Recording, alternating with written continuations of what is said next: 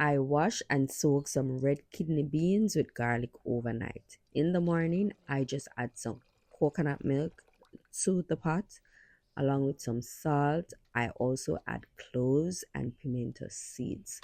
I'm going to cover that and allow the peas to cook fully.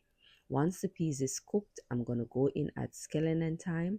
I'm also going to add a pepper to the pot. I'm going in with some chiffon butter.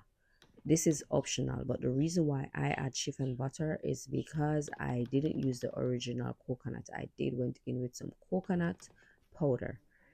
I'm also adding sugar because that kick it up a notch for me. Combined taste. I realized that I needed some salt, so I add that.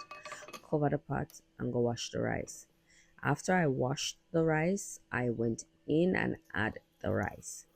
This is the part that is tricky. You only want the liquid to be 1 inch above the rice. If there's more, remove it. Then you're gonna allow that to boil. Once it boils, you're gonna turn the stove on low and allow it to steam. So all along we have the pot on medium, then we're gonna put it on low to steam. After about 20 minutes of steaming, we're gonna remove the scallion and thyme, the pepper from the pot.